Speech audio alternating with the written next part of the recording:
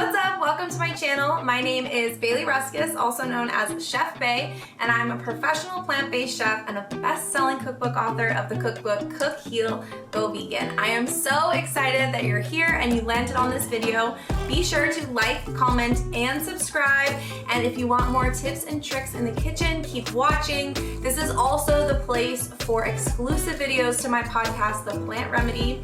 If you're interested in diving deeper in plant-based cooking or just want to incorporate a little bit of fun into your cooking routine, join our membership called Cook 5 Heal that you can cook with me live weekly, and it's so much fun. So I hope you enjoyed this video and I'll see you soon.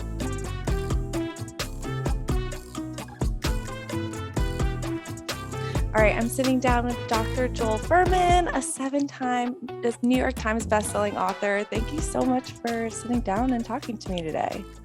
My pleasure. Looking forward to it. Yeah, how's it going? How are you? I'm doing great, and I love living here in San Diego. It's phenomenal. I'm growing all my own fruits and vegetables. It's phenomenal. It's great. I know, it's honestly so nice. Anywhere I travel to, I always come home and I'm like, oh, this is the best. There's nothing better. Yeah, we're getting a little bit of rain today, actually, which is so nice. All my plants are absolutely loving it. I love this time of year when it's like a little bit of a refresh and we get some weather, which never happens. So I'm sure you're enjoying that. Snow. They get all through the Midwest and West are getting snow in the higher elevations, which is good too. Yes, exactly. I grew up in Colorado, so my parents are in Colorado, so they love the snow too. Yeah, so I'd love to kind of talk a little bit about where it all started for you and kind of your family growing up.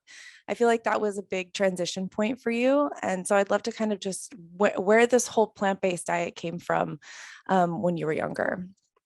It originally started with my father being overweight and sickly and him having, so we had to take him to various doctors when we were young children a lot. Yeah. And then he's, after going to, I remember he couldn't sit well. His back was so bad. He had to lie down. We used to drive him around in the mattress in the back of the station wagon. Oh my gosh. To doctors and to chiropractors and to all these back problems and pain and kidney problems and obesity problems, and not obesity, but overweight. But anyway, he eventually started reading natural hygiene type books. He started with a book called You Don't Have to Be Sick by Jack Duntrop, was one of the first books he read. And then he moved on and read all of Shelton's books. And when I was young, probably 9 and 10 years old, I was reading these books with him, and I read most of Shelton, who wrote about 10 books. And he had Dr. Shelton's Hygienic Reviews, which he published a magazine every month about nutrition and eating healthfully. And my father changed his diet and got better. And then I started to, the time I was like 17 or 18, I was already attending like these conferences on health and nutrition. I was a competitive figure skater. I was, full-time training during my high school and college career. So oh my gosh, that's awesome. I was eventually second in the United States in pair skating in 1973 and third in the world in pairs and in professional in 1976. And I had an injury. I was on crutches for a year, but in any case, most of my life was focused on my figure skating, training and totally involved in that. And then when I left my competitive figure skating career, I started to think about what I wanted to do with my life. But my father and his accountants and attorneys talked me into taking over his business, wanting to take over his business so he could retire. He had 12 shoe stores, a shoe store chain in the New York metropolitan area, which I started to do that for a few years. And then I started dating and met my present wife, Lisa. And she was actually pre-med, going to medical school. And my passion for nutrition and health, and my wife's encouragement, at that time we were dating, we weren't even married yet. She was saying, why don't you go back to medical school, and do what your passion is. And my passion wasn't really medicine, it was nutrition. Right. Mm-hmm. So I used to tell Lisa before we were married, I said, what do you want to go to medical school for? Doctors just give people poisons. And for things that you eat yourself into a difficulty, and then they take poisonous drugs that think they can get out of them. It's like hitting yourself with a hammer and then taking a pill for the pain, but going home and hitting yourself with a hammer again. And then she said, well, I said, I was thinking of going to medical school, but then she said, but if this is your passion, why don't you just do it? And I hadn't taken any of the pre-med courses in college. I was a skater then. I just took like economics and public speaking. So I went back to so I decided to drop my father's business, sell it, and have him retire on his, and I went back to the postgraduate pre-medical program at Columbia after I had already graduated from college to get my pre-medical requirements, and then started to attend medical school at the age of 29. Wow, that's amazing. I love that. Actually, one of my all-time best friends, she attended medical school late as well. She's like, I feel like a grandmother with all these young kids going to medical school because she got in there late. But I think there's something even better about that because you know for sure that it's what you want to do because you're going at it later in life. Right. And I went with the specific intent of being a physician Right. specialized in nutritional medicine. So I knew Right. all along why I was going. And as soon as I got out, I was doing my thing. I didn't Yeah. and so it was good. And then then eventually I started writing books because I realized it was very difficult to get the type of, to get your information out there. And people just thought you were crazy. And I said, well, if I write it down in a book, it'll show the references, to show how what I'm doing. And of course, that started my career of seeing patients, running a medical practice, and being an author that wrote books simultaneously. I love that. So was it really hard for you in medical school to be kind of like, really committed to this education, but also not getting a lot of the nutrition education that you were like seeking from, being a doctor in the first place? No, not hard at all. Matter of fact, medical school was really easy compared to my skating career.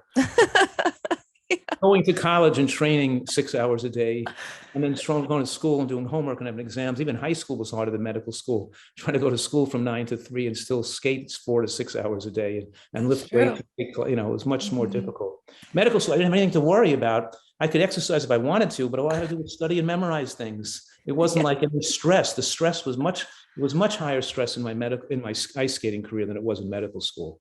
And in medical school, I didn't really expect them to train me in nutrition. I mean, I just wanted to, get the other information I would need to be a complete physician as a family doctor to handle all everything that would arrive, from sewing people up to treating sprained ankles to cutting out skin lesions to whatever I had to do to take, giving birth to babies, not giving birth, but, Yeah.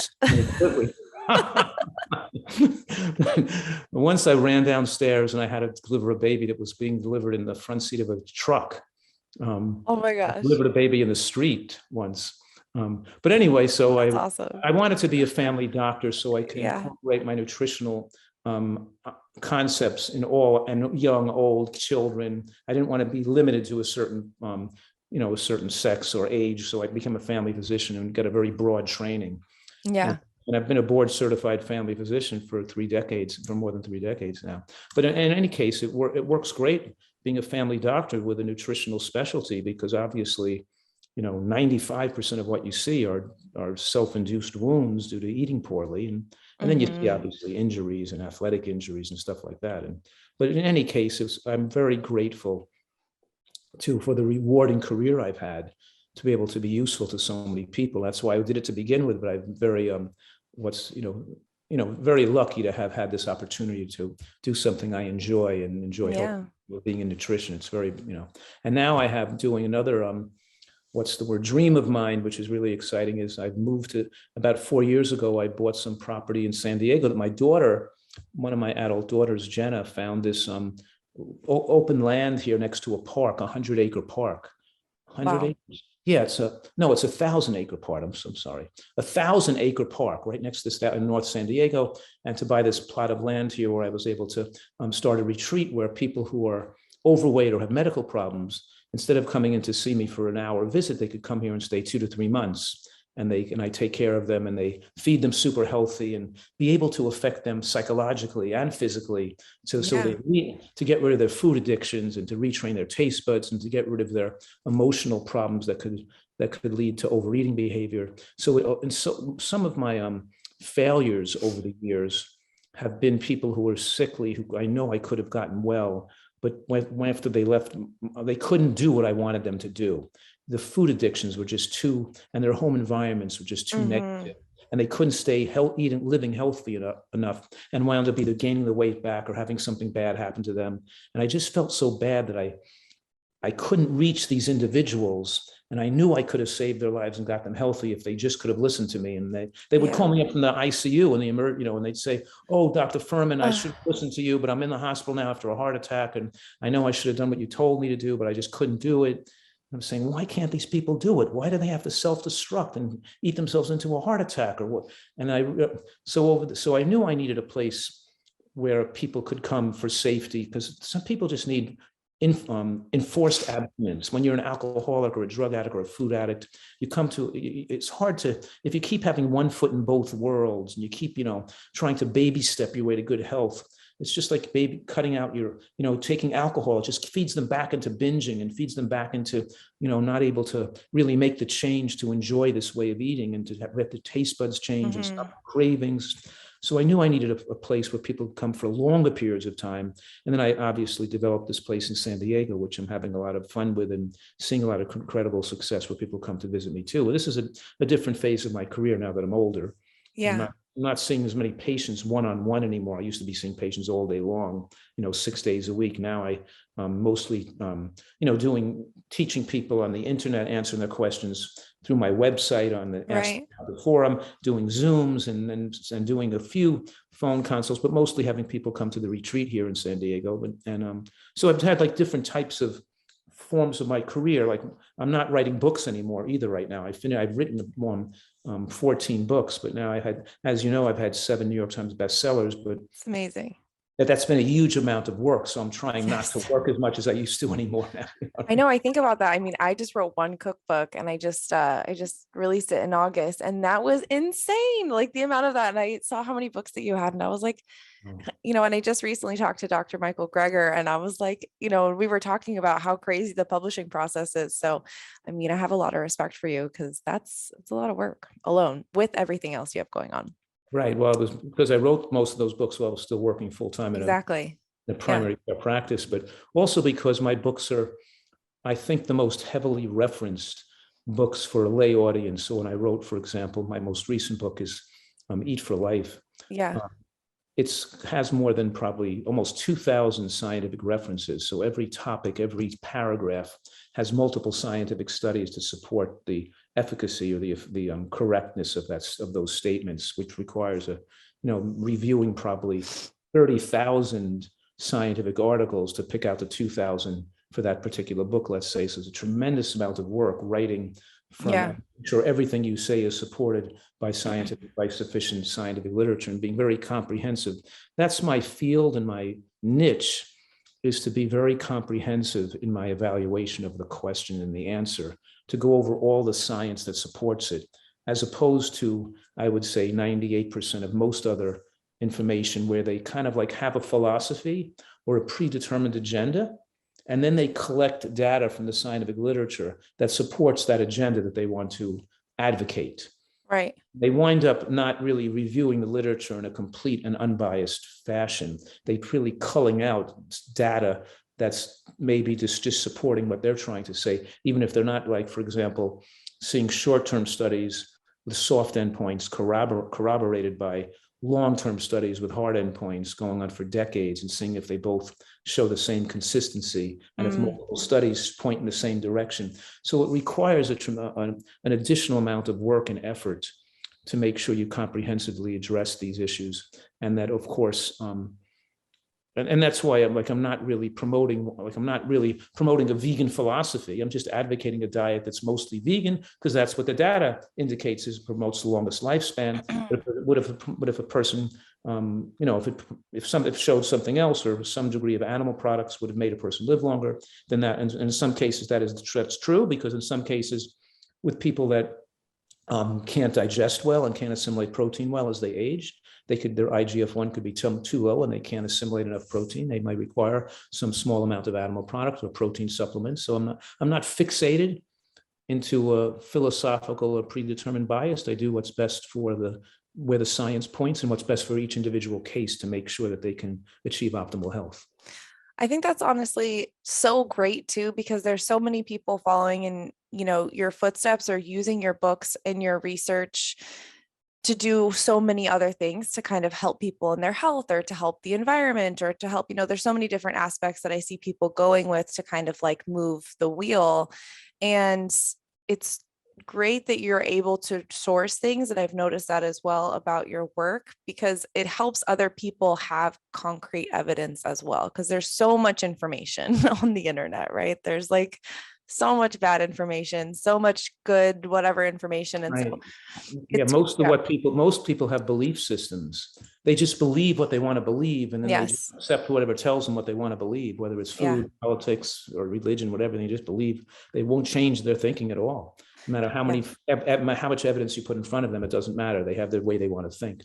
Yes. Yeah. Yeah. So, and that's why another passion and important thing is I've influenced a lot of physicians and health professionals through my work. And I also, and they use my books to teach at college and graduate courses. So that's very also been an important and pleasurable part of this. When you put all that work the next wave. Yeah. So at least you're affecting other people, and other people are taking that work and growing with it, like you said.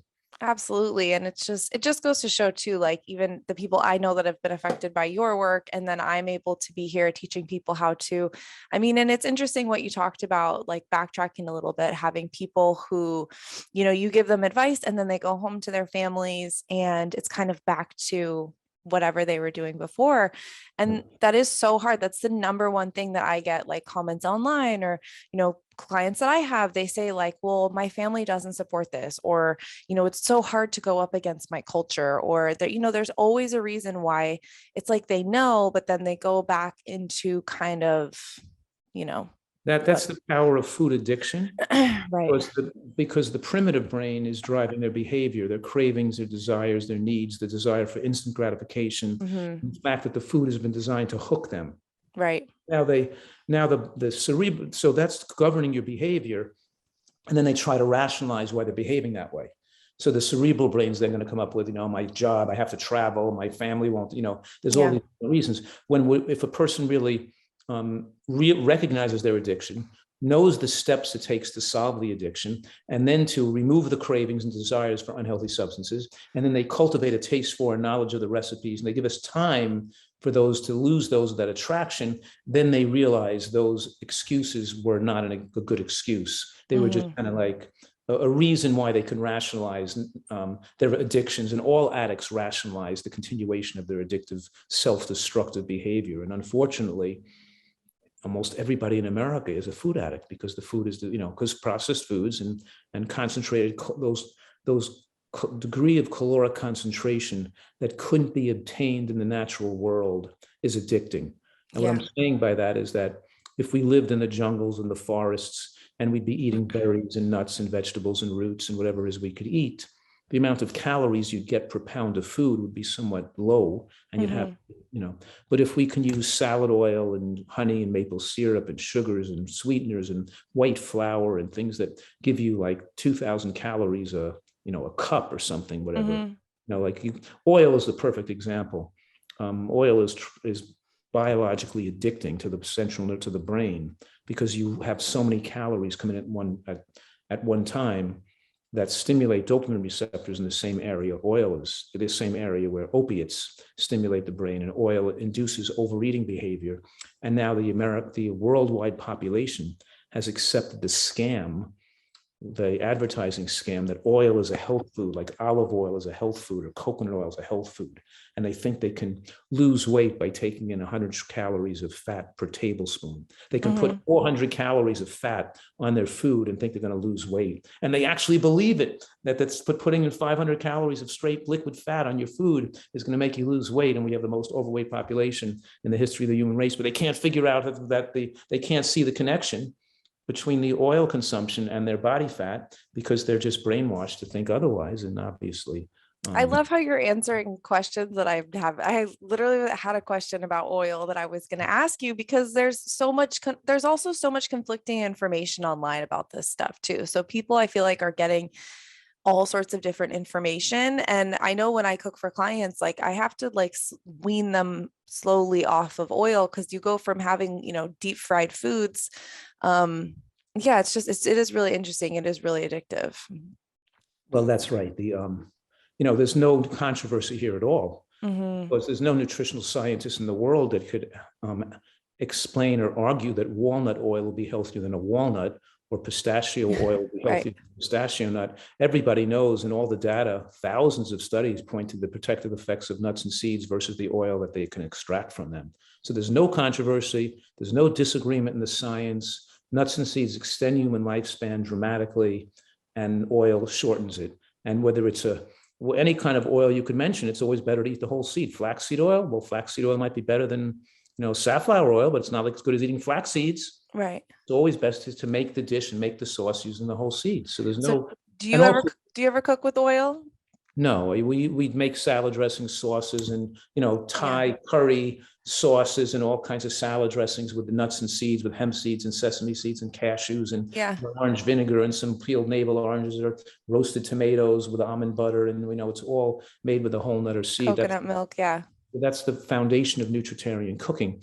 But one thing you said I want to disagree with to a degree is that in my 30 years, I've seen that the baby stepping and removing things gradually out of the diet Mm, has always been the formula for failure. mm, Because while they're continuing to have those things in small amounts, it makes it so they never leave their desire for them. They never are able to stop wanting them, and they're always in a state of stress and conflict, deciding whether they should eat healthy or not. But once the person accepts the fact that oil is fattening, and you don't get the cancer and heart attack protection when you ate the nut. So when you're eating the salad dressing, the Russian right. dressing with the nuts and the walking flavor made, once they make those changes, they see it tastes better this way. They're satisfied more this way, and they start to not crave to overeat. And whether it's sugar or oil or salt, I've just over the years, I've come more and more to the realization that the baby stepping your way into good health is a formula for not that there aren't any successes that way, but Right. there's too much extra failure, because when people decide to make that full commitment and cut their alcohol or their cocaine or their sugar or their white flour out of the diet completely, then we can then start to begin the process of healing. The healing and the magic happens, the headaches go away, they get more energy, and they start to be able to feel better. But then their taste buds change. They as time goes on, they lose the cravings for those foods, and they develop the ability to have a healthy life. When they're constantly going back and forth and still having those foods, you're just wasting time, because you're just perpetuating the desire for those foods, and eventually they got to cut them out eventually, and they're not going to see results. So they're working that hard, they're making all these changes, and then they don't see the results. I used to teach ice skating, and I used to tell my students the same thing. I'd say, you're a great skater, and you're putting like a 95% effort into it, and you're phenomenal, and you're having a lot of fun. That's good, but you're not going to really get, if you just put 5%, do 5% more things right, and do this 100% right instead of 95% right, then you're going to get such a huge benefit. Maybe an international title or a big contract or something that's going to come of it, because obviously it's the last 5% where all the money's at. It's Right. the same thing here. It's That's the last differentiator, right? The last 5% is the major differentiator, and enables people to finally cut the cord to their addictive behaviors. And then it doesn't matter what environment they're in, whether they're in an airport or an airplane, and in a social situation, at a business meeting, their family pressure. They know they know that they know the way they prefer to eat. They know they feel too good this way. They're not going to sabotage their own success, and they were no longer going to try to self-destruct with food and continue their destructive behaviors with food, because they become a new way of. And this is what I'm doing, trying to teach people. Even here, we're trying to make them make a radical change, but enjoy the change, and enjoy the way and no longer be self-destructive in their behaviors. And of course, the outside world is not there yet. And you have to be a real independent thinker and a leader, not a follower. And you have to, psychologically, we have to train them not to go after the approval of other people, and no longer get your ego gratification from trying to impress other people or getting their approval. Instead, you have to prove of yourself from you seeing things in a fair manner, enjoying the beauty of the world around you, being kind and compassionate to other people, trying to impart your vision, and having, when a person says something to you like, "Oh, if I had to eat that way, I'd rather be dead. Just shoot me right now, because I'd rather not have no enjoyment in life. I'd rather not even live if I had to eat the way you're eating." So if somebody makes that statement, instead of trying to protect themselves and defend themselves or argue, they're more mindful now, and they can think about their statement and what their purpose is, not to look good or not to put the other person down or not to argue, but their purpose is to have creative goodwill. And have an opportunity to show this person love and care for them as a human being, regardless of what they said to you. It doesn't matter. It's what they're saying comes from their brain. It's not a reflection on you. It doesn't make you feel, it shouldn't make you feel worse. It's when it just, now the question is, you have an opportunity to respond in a way that might have the possibility of benefiting that person. So we're training people a different way to react, which increases their probability of success in this arena of food addiction, where 90% of our population is overweight, and only 2.4% of the American population, 2.4% is at a favorable weight with a BMI below 23 who eat healthfully and exercise regularly. The other people the other 8% of people that are a normal weight, because it's only 11% of people with a BMI below 23 in America. That's 89% of people have a BMI above 23, which is overweight.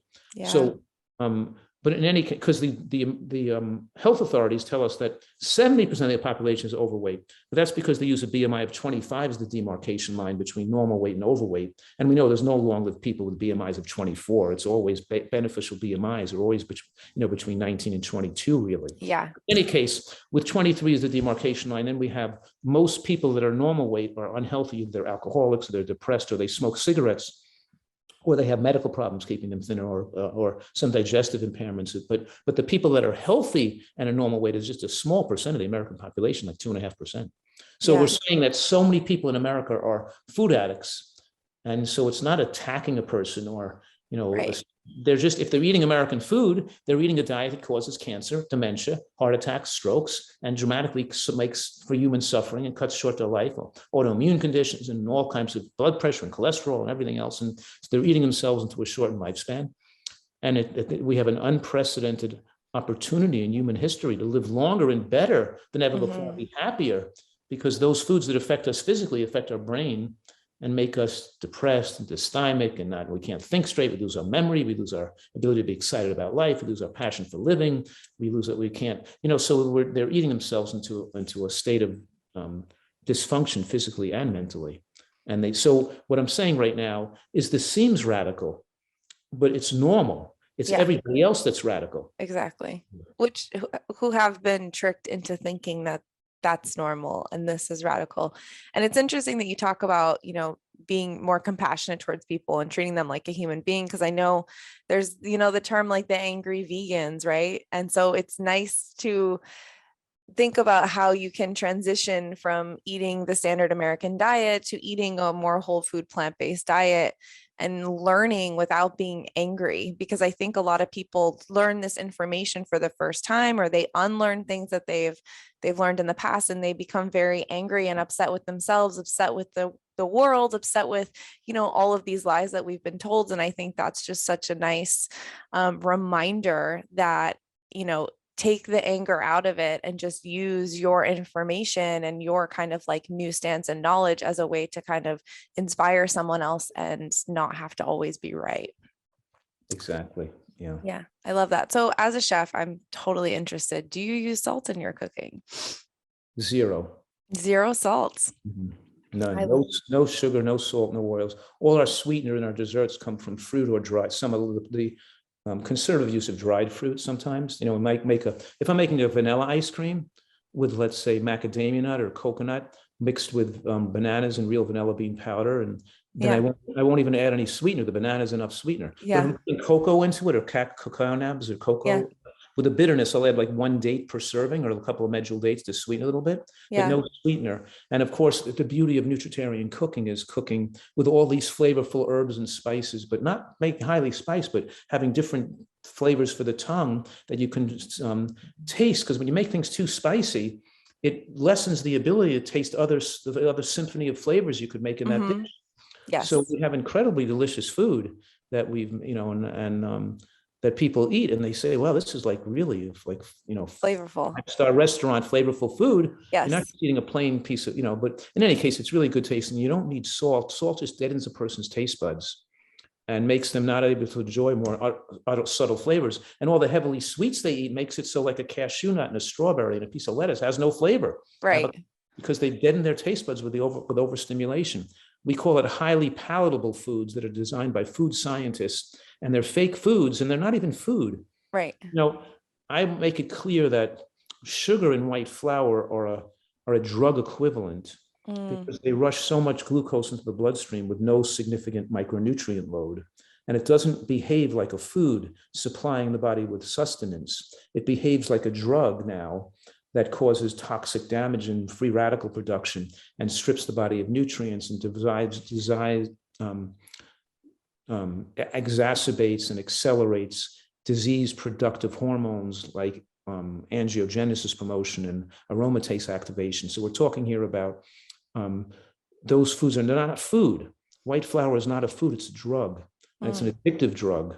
And we just everybody's eating pizza and burgers and candy and cake and pasta, and they're just living on food, on a drug that's like a food, and then they get addicted to it. Right. So salt, sugar, and oil. And by the way, when you're off the salt, you can taste the natural sodium now that are in natural vegetables. And then you celery is a really good example for people listening. Yeah. Right. And everything has flavor. But when you're on salt, your body pushes out salt through the sweat glands. You're losing salt when you exercise. You're urinating out tremendous amounts of sodium. I mean, your body's removing all the excess sodium it can't use and has to push out. Then it's losing other minerals in the process: potassium, phosphorus, magnesium. And now a person can get cramps, and they can get electrolyte flux, and they get all kinds of problems that develop because the body's always pushing in and pushing out so much sodium instead of taking in lower amounts, and that's a natural food, and your body holds on to it, and you're not having an increased requirement for minerals because your body's not urinating out all those extra minerals and the extra sodium you have to remove. Yeah, this is all so inspiring for me because I went to Le Cordon Bleu for my initial training in San Francisco a very long time ago. But like, you would be baffled at the amount of salt, oil, and sugar that's used in like classic French cooking. And I was the sickest. I have endometriosis, and I was the sickest I ever was when I was at Le Cordon Bleu, like cooking, and gained 30 pounds. And it was kind of like, you're eating all this stuff. And yeah, it's really interesting to be like a recovering classically French trained chef, because it's the opposite of everything I ever learned. That's so cool. Yeah, it is really cool. I understand food on a level, and I talk a lot about building flavor, because what most people taste is salt and fat. That's all they taste, right? And they taste fat from animal products or fried foods and lots of salt. And so when I teach people how to kind of create food that they like through plant-based options, I talk a lot about like sour, umami, fat from nuts, right? And avocado. Like, there's so many different ways to get all of these flavors, or like using lots of citrus in your food, which I think people don't use enough citrus in general. What I love is, do you know what a Mayway kumquat is? A kumquat, yeah. I don't know about a Mayway kumquat. Because the regular kumquats are sour. They're shaped like an egg. Yeah. But the Mayway ones are perfectly round, and they're very sweet. And you can grow them here, and they grow. You can't buy them in stores. People can't. But people should buy a MEIWA, or is it MIEW? No, it's MEI. Yeah, that looks right. WA, Mayway kumquat. It's very sweet, but for some reason there's no commercial citrus growers that sell Mayway kumquats in the stores. So when I lived in New Jersey, I used to have them in little pots, and I used to bring them in my garage in my house in the wintertime and put them outside on the porch or on the patio in the summertime, and I grow my own kumquats. Because you're saying dedication. Because the skin of the citrus that are edible have so many anti-cancer nutrients in them, and they even have protective effects against skin cancer, the limonene in the citrus skin. And they're such a great tasting food. You eat the seed and the skin and everybody. I'm just recommending people buy one of these plants. If you don't have a home where you can plant it in the backyard, plant it in a pot. And if you don't live in a climate that's warm enough to grow citrus, then bring it in and put it indoors and put it outside in the wintertime. And you have a plant dolly, you could wheel a bigger tree outside. Yeah. It's such an incredible food to try. I have a whole bunch of these Mayway kumquat trees. Okay, that's dedication to the Mayway kumquat. And I live next to a plant nursery, so I'm gonna have them order one for me. It's Yeah. officially, it's on the list. So, okay, you have daughters, and so you raised your daughters with this nutritarian diet. And so I'm wondering what that was like when they, went to birthday parties and when they were at school and all that stuff. Like, was that challenging kind of dealing with those social situations? I got a few questions from parents who wanted to ask you kind of like how to deal with that and what advice you would have for like the social pressure when it comes to your child's nutrition. Right. By the way, my daughters are 34, 30, and 27. And Yes. then I have a son who's 20. Okay. He goes to school here in San Diego. He goes to UCSD. Oh, cool. So yeah, so I have four kids. And you know what it is? It's funny because when my daughters were young, they would say to me, don't these parents care about their children? Don't they care about their children's health? Why are they feeding them donuts and junk food? And I said, well, they don't know that what you eat makes your body. And they would say, and then we'd say, how could they be? My kids would say, how could they be so stupid? I remember my daughter, Carol, when she was 4 years old, said to me, how could people be so stupid to hurt their children? And I said, well, they don't know they're hurting their children. And then they didn't, my kids never could understand that, but we talked a lot about nutrition, health, and how it affected the body and the brain and your degree of happiness in the house. But when they were out at a party or a social situation or at school or whatever, they were free to do whatever they wanted. They used their own choices. So there was never any forcing or pressure on them. If they would come home and say, oh, I ate something unhealthy, I'm glad I could eat something healthy now and I'm not going to do that again. It's better if they develop their own, Right. they've developed their own kind of what they were willing or acceptable to them. It's better than trying to push them. But in general, as a family, it would be like one way of eating in the household. And if we were going to have something unhealthy, we would be like the whole family. Okay, we're going to go out and have something unhealthy now, but we're not going to. But we're all going to go back on eating healthy the whole rest of the couple of weeks. So this is a special occasion or a birth or a party or something or Yeah. you know what I mean. But so it was never anything like. I don't think for example, my son, when he got up in the morning at the age of 4 or 5 years old, I'd say, get that broccoli away from that kid. He's eating too many green vegetables. He's too strong. And I can't make him, he can't be stronger than me. First of all, I need that for my work and because I got to have my strength.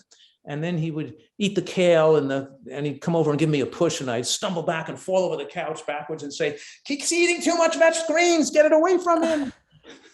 He'd wake up in the morning and say, Mom, give me the broccoli. I got to get Dad, But we always had a lot of healthy, we all had a healthy food around. I remember when he was about 5 years old, we took him to see the elementary school where his sisters were in some kind of choir or something, a singing thing. So they were serving chocolate chip cookies. When you walked in the door, they handed every kid a chocolate chip cookie. Now he's never seen a chocolate chip cookie before or something that's sweet or chocolatey, right? So, Yeah. So he goes in and we're just like watching him and seeing what he's going to do. Instead of like telling him you can't do it, we're just seeing what he's going to do, what he'll do. So he takes it and he like smells it. And he takes a little nibble of it and he goes, ooh, that's junk food. And he throws it back at them, because it's too sweet. It's like they're like a pop. Yeah, it's like it's too artificial. They're naturally raised healthfully. They don't even want that stuff, I'm not saying my kids never ate pizza or never had things they shouldn't eat, but they generally like their like level, like their baseline was like their baseline. They tried those things and realized it wasn't going to be on that thing long term. It was not going to be it's not that impressive. It's worth accepting your health. I mean, I've never had soda and they've had it where friends would drink soda or do something. They didn't really go that far, but I love that. Yeah. Well, and it's this idea, I think it's this very American idea that people like kids don't like healthy food. Like I've heard that from so many parents. It's honestly so crazy. Like, oh, if that's too healthy, or, the first birthday, they get this like birthday cake because they can finally eat sugar or whatever. Yeah. And it's just kind of like you're putting this inherent thought that you think they inherently don't like healthy food, but that's only because that's what you've decided for them, not because that's true. It's completely the opposite. I mean, kids, they're designed biologically to love healthy food, and they do love healthy food. It's that the parent makes them not like healthy food. The parent creates that because the parent thinks the child's eating sweet potato and peas and corn on the cob, and they're eating, whatever they're eating, almonds. The child is loving it and eating, but then the child's not growing as fast and not as puffy, and they're not the Pillsbury dough baby, and the parent has some image of thinking the child should eat more food. And the child's diet is limited by their hunger, and they're not eating anything stimulating or that's going to induce them to overeat. So now the parent gives them something to try to get the child to eat more: crackers, bread, sweets, Yeah. Cheerios, whatever it is they're feeding them, junk food, things that are made by a food manufacturer, not natural. And then you take any animal in nature and you feed them a concentrated calorie, then they'll stop eating their natural foods that are lower caloric density. They'll always go for the higher caloric density, the higher salt density, the higher sugar density, the higher oil density. And then the child doesn't want to eat things with low caloric density. They'll only eat just like the animal and the guinea pig. The squirrel, the mouse, the monkey will only eat the processed foods, will take its natural food of bananas and celery and peas and stop eating them and eat the more concentrated calories, and you'll have an obese gorilla that dies of a heart attack. But the point I'm making is that it's created by a modern food environment. In a natural environment, the person would prefer to and eat all the healthy foods. So I've had the opposite effect. In other words, people come in to see me and they say, my child will only eat chocolate chip cookies and pretzels. I can't get him any food. So I say, okay, this is what I'm going to do. No chocolate chip cookies, no pretzels, nothing in the house except natural foods. No, just celery and pineapple and sweet potato and nuts and apples apples and asparagus and string beans, very conservatively and not even made to have much flavor. And you'll see the kid will eat them when he's hungry. So they'll come back 2 days later. You're going to kill my child. He's starving himself to death. He's not eating anything. And I said, it's not going to, just don't worry about it. A person cannot eat for 3 or 4 days and not going to be fine. He's drinking, he gets thirsty. He's going to want to drink water. If he was shipwrecked on a desert island, he wouldn't starve himself to death. He'd eat the pineapple and the coconut. He'd find something to eat on the island. So of course the child eventually eats the food and starts to develop a taste for the food. And so it all has to do with the same thing as an adult addict. As long as they continue to fed their concentrated calories, they're no different than the adults of the children. Right? They're the ones who can't change because they have so many years of eating unhealthily, but they have to give up those foods and shipwreck themselves on an island of natural foods until their tastes develop to want to eat these foods, and their natural appetite and the natural amount of calories gets manipulated by the body to eat the right amount of food, not the wrong amount of food. So in other words, when you're eating the right kind of food, then you desire the right amount of calories. When you're eating the wrong type of food, you become a calorie consuming monster. And you can't control your appetite and your drives to overeat. A calorie consuming monster. That's what I think about when I think about myself in culinary school, a calorie consuming monster. I love that. Okay, I have 2 more questions and then I'm just going to do a rapid fire round really quick. So you'll just answer whatever comes to mind. But I had a question about high blood pressure. It is an example of a medical condition where most of the time a doctor will put someone on high blood pressure medication and then they'll say they have to stay on the high blood pressure medication. So do you think that it's possible to go off high blood pressure medication completely and safely? And what would that take? Yes. In other words, it's very rare, mostly in probably 98 out of 100% of cases, 99 out of 100 cases, people can come off their blood pressure medications. And usually they're off their blood pressure medications and normalize their blood pressure in 1 month. And I've had people that come here with blood pressures of like 220 over 140, where they should be in the hospital. Actually, I had one guy who left the hospital because he couldn't control his blood pressure in the hospital. And he came here and we had his blood pressure under control in 1 week. And then by the time the month was up, he was on no blood pressure medication.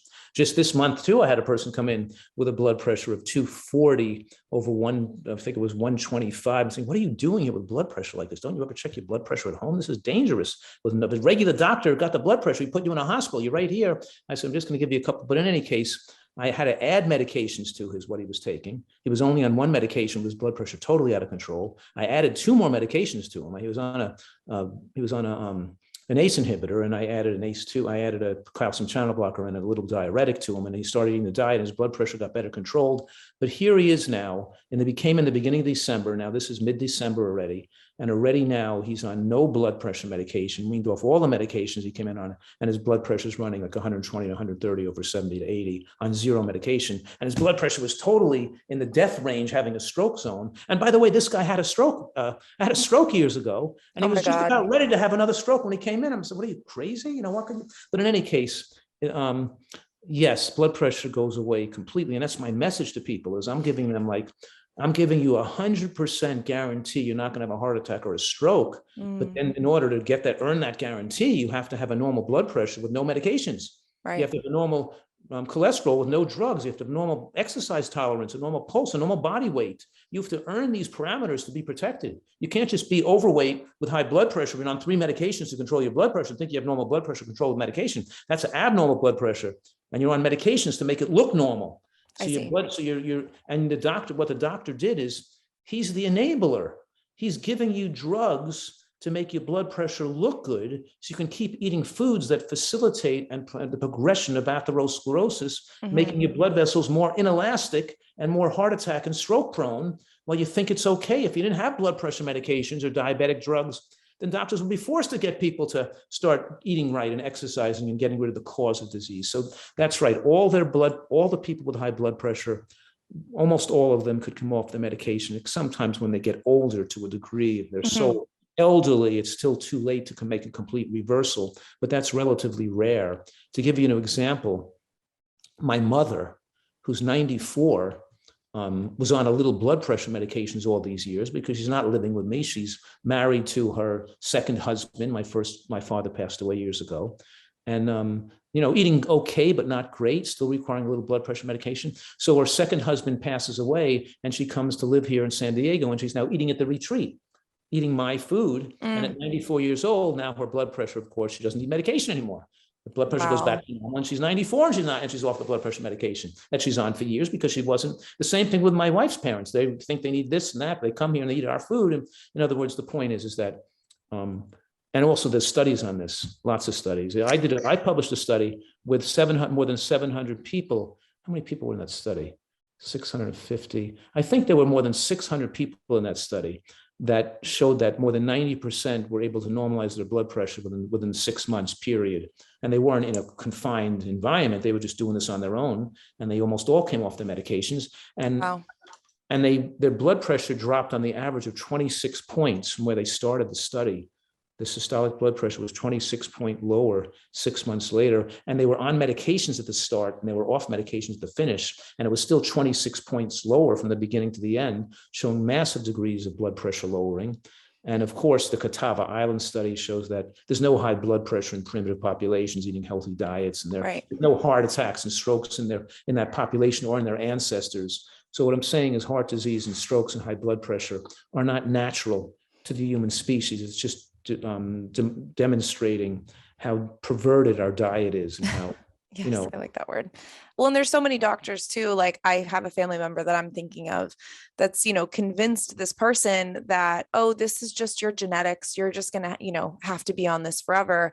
And so with me trying to kind of like, talk to them and help them have a healthier diet, it's kind of like 1 foot in, 1 foot out. And I feel like you can't really ever get off medication if you're just 1 foot in, 1 foot out, right? Yeah, well, it depends, but yeah, right. That's where we say the magic happens in the last. With people 5%. They really want to get well and really be protective. They have to really make a significant change in the way they're eating. Yeah. They start. Then it's the way they can enjoy what is eating better, not less. Yeah. They eventually, with time, they prefer eating this way, and they like the taste of the food better than their old diet. And I've actually published a study on that too, published in 2010 in a journal, Nutrition Journal. The title of that study was called "The Changing Perceptions of Hunger on a High Nutrient Density Diet," showed that people desired less calories and their sensation of what they felt hunger felt like changed from like head and stomach and shakiness to a feeling of a sensation in the throat and the neck where they start to feel real hunger, and they were more directed now to eat the right amount of calories versus have cravings that force them to eat the wrong amount of calories, excessive calories. Wow. Thank you so much. I could literally talk to you for so long. So last question before the rapid fire round. Wow. That's hard to say fast. Since we are approaching the new year, I know you're doing a January weight loss detox challenge. So I would love for you to talk just a little bit about the challenge and also just like maybe why it's different than a normal, just kind of regular challenge that people would do for weight loss and how this can stick better. Because I know a lot of times people will do a New Year's resolution and then by March, they're right back where they started. So if you have any advice. The main reason is the amount of education they're going to get. I mean, because it requires a time commitment to do this with us, because we're going to give a lot of hour and a half presentations in the evenings. They probably have 3 or 4 presentations a week for 3 weeks straight. Wow. And we're trying to influence them, educate them, and change the way they think about food and teach them. And so while they're following up on eating so healthfully and dropping body weight, they're learning all these, they're learning to become a nutritional expert. It's like a crash PhD course in food addiction and healthy eating. So people can, and some people have taken our courses like that. They take it again. They took it last year. Oh, you're back again, taking the same course again. And they're saying, yeah, because I pick up something new that I didn't get into me last time. And now that I have the basics, I can even go through the presentations and enjoy and to get more out of them. And it's more motivation for me and keeps me on track. And so I think that people can't succeed in a diet unless the foundation of information they've learned is correct. It's like you can go play all the tennis you want in the world and keep practicing, but you're not going to get better or get good at it if you're swinging the wrong way. You have to learn the right type of strokes. You practice the right form. And then as you practice the right form, you're going to get better at it. So whether here it's the same thing. We have to have the right basis, practice the right form, repeat the right type of behaviors over and over again until it becomes natural and you like it. And even food preferences come from people eating the same foods over and over again that they didn't think they didn't like, and now they like those foods. People like whatever they get used to eating, and they like whatever diet they were raised on. And we have to, of course, retrain that. So it's an opportunity to retrain their food preferences, to give them the foundational education they need, and to influence them both intellectually, philosophically, and emotionally, so they know really where their pitfalls were, where they couldn't lose weight successfully and keep it off for the rest of their life. Because it does you no good to go to a health retreat or do a detox or a fast or anything that involves rapid weight loss if you're going to gain the weight back when you're finished. Right. So first one we did 2 years ago, we had 50 people that lost more than 50 pounds. Wow. We tracked them we tracked them 6 months later to make sure they kept the weight off. You know what I mean? Yeah. But the point I'm making is that it does you no good to lose weight unless you're going to keep it off. That means what you learn has to have the ability to have permanence and to affect you on a deeper level, so it changes who you are as a person. Yeah. So now this becomes the person you want to be as you are living this way. So we're giving people a lot of information so we can impact their life long term and not just short term, put them on a strict diet. You know. Oh, I love it. Okay, I'll put all the information for that in the show notes so people can sign up if they're feeling inspired to. Okay, I'm going to ask you a bunch of rapid fire questions. So just say the first thing that comes to your mind and we'll wrap it up. Sound good? Okay. Sweet or savory? Sweet or savory? Both. Both. You like to have different variety in what you eat, you know? That's true. What are you currently reading? Which book am I currently reading? Reading a book called, I just finished, hold on. I just finished American Dirt. American Dirt. Okay. Yeah. It was a book about violence in Mexico and people then trying to migrate across the border. Before that, a book I was also reading was called The Dutch House, but I'm presently reading The Giver of Stars. The Giver of Stars. I like that title. Stars, yeah, that's the present reading. But the book I wrote before that was The Clan of the Cave Bear, and the subsequent book to that. The reason is I'm reading these books is because I've been so busy writing in books and studying in my work, seeing patients, 90 hours a week, that I hadn't read any just enjoyable books for just recreation. I just read medical studies and medical books and science books and nutrition. Right, so now it's for fun. So I'm just finally saying, okay, and now in my life, I'm not going to write books anymore. I'm going to spend some more time recreating, and I'm actually going to read or listen to books when I travel or read. Yeah. Now I'm actually I am reading certain books. So it's kind of like a different phase of my life where I hadn't been doing that. I love that. You deserve it. Yeah, it's time. Well, with that said, what's your favorite book that you've written of yours? Oh, the favorite book I've written. I think that, I always like the ones with the most references in it was with my last book, Eat for Life, because it's most comprehensive. But I think the most interesting book is the one that didn't sell. My most interesting books and fascinating books are the ones that are not bestsellers. Because they don't talk about, because the bestsellers talk about like diabetes and heart disease and weight loss and things like that. But the non-bestsellers are Fast Food Genocide, which is the most interesting book a person could read, the most fascinating book, It's vasogenocide. And then an older book I think I wrote in 2010 or something called Disease Proof Your Child, which is also not a bestseller because people don't care about their children. They just, if they're addicts, they just pass on the behaviors to their children. But Those so are really good titles. Those two yeah. titles are really good. And they're my books that did not, are not the best known books, but they're the most interesting probably, Yeah. All right. What are you looking forward to in 2022? What am I looking for? Looking forward to, like, what are you excited about? I'm so excited about every single day. I just love doing things. I'm watching, I love growing my own food and picking stuff off the trees. Like today I picked 2 persimmons and I cherimoya, I'm picking things off the trees, but I'm just looking forward to doing what I do, which is like have the balance in my life now, which is I exercise with fun, climbing mountains, going surfing, going skiing, playing tennis, having fun things. I'm have a balanced life now where I have fun and exercise with fun. And I'm also taking care of people and getting to know people and having emotional feelings for people, which is good for your health to care about people. And I have that going on in my life. I have my family and I have family and I have friends. And I'm able to spend that. And I'm also working with obviously the outside world, through Zoom and through the internet and through my work. So I think I have I'm very excited about the balance in my life now that is not as unnaturally work heavy as it was before. And so much of my work was like at a desk, sitting down and having to write and study and research the whole time now. And actually I speak at schools. I'm speaking at like the naturopathic school or a college or a PhD course or something. So I'm lecturing to both students and to the public, which I enjoy that a lot too. So I'm doing a lot of things I have fun doing, but I'm doing so many different things. It makes my life more enjoyable and well-rounded. Yeah. I love that you said that you're a surfer. My husband, who edits all the podcasts, will be very happy to hear that. I'm not a surfer. I've gone surfing with my daughter Jenna. She's taking me and she teaches me how to surf, and I could stand up a little bit, but you wouldn't call myself a surfer. That's me. I am a really great skier. Okay. Me too.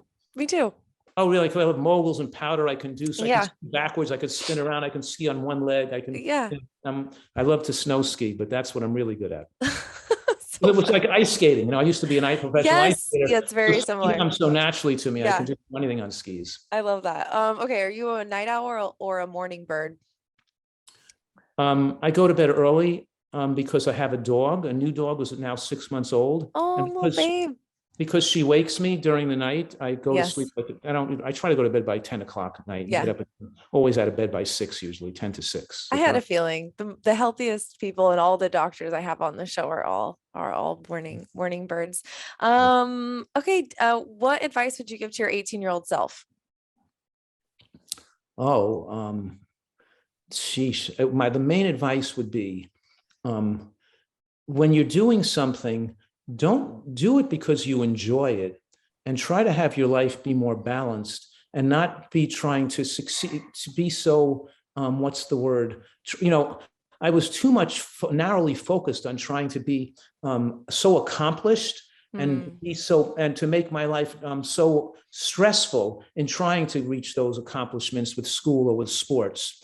And I think that I had an unbalanced and unhealthy emotional life, because instead of really enjoying what you are doing and developing your relationship with people, to care for people more, have a better life, you're so worried about your own achievement and your own success that you become more narcissistically involved with your own. And it wasn't, I don't think that was healthy. Through the years, I've learned that's, I performed in ice skating all over the world in both competitions and shows.